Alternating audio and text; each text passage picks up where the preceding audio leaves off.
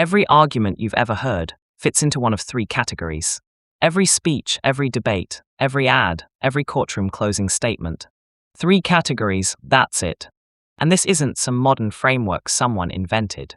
Aristotle figured this out over 2,000 years ago, that rhetoric isn't one thing, it's three. Three fundamentally different types of oratory, each built for a completely different purpose. He called them forensic, deliberative, and epideictic. And what's remarkable is that these three types aren't arbitrary. They map onto something real, three different things that human beings actually need persuasion to do. To establish what's true, to decide what to do, to define what we value. Past, future, and present. That's the framework. And once you understand it, you'll see it everywhere. This is reclaiming rhetoric. Today we're breaking down one of the oldest and most useful frameworks in communication, the three types of oratory, also called the three modes of persuasion, first laid out by Aristotle in his treatise on rhetoric. Once you see it, you'll recognize it everywhere. In courtrooms, in campaign speeches, in ads, in the argument you had last Tuesday. The three types are forensic, deliberative, and epideictic. Each one has a different purpose, a different time frame, and a different standard for what a good argument even looks like. Let's go through them. Forensic rhetoric, also called forensic oratory or judicial persuasion. This is the rhetoric of the past. It asks what happened, what's true, who's responsible. You see it in courtrooms, investigations, journalism, historical analysis. Anytime someone is reconstructing events, weighing evidence, or assigning blame, that's forensic rhetoric. The standard is truth. Did it happen? Can you prove it? Here's the warning: forensic rhetoric gets misread constantly.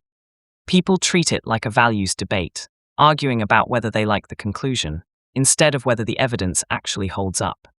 Forensic rhetoric isn't about what should have happened, it's about what did. Deliberative rhetoric, also called deliberative oratory or political persuasion. This is the rhetoric of the future. It asks, what should we do? What's the best path forward? You see it in politics, policy debates, business strategy, personal decisions. Anytime someone is arguing for a plan or weighing consequences, that's deliberative rhetoric. The standard is usefulness. Will it work? Is it worth the cost? Here's the warning: deliberative arguments get attacked as if they were factual claims. That's not true is the wrong response to we should do X. The real question is whether the plan actually works. Deliberative rhetoric isn't about what's true. It's about what's wise. Epideictic rhetoric, also called epideictic oratory, ceremonial rhetoric, or demonstrative persuasion. This is the rhetoric of the present. It asks, what should we value, what deserves praise, and what deserves condemnation. You see it in speeches, ceremonies, eulogies, cultural commentary, advertising. Anytime someone is shaping how a community sees the world, reinforcing beliefs, celebrating ideals, defining what matters, that's epideictic rhetoric. The standard is values. Does it resonate? Does it reflect what we believe? Here's the warning: epideictic rhetoric gets dismissed as just emotional or illogical. But logic was never the point. The point is alignment, shaping shared identity and belief. Epideictic rhetoric isn't about facts or plans. It's about what we stand for. Three types, three timeframes, three standards. Past, truth. Future, usefulness. Present, values. So here's the question to ask yourself: which type of rhetoric are you actually dealing with, and are you evaluating it by the right standard? Because most people aren't.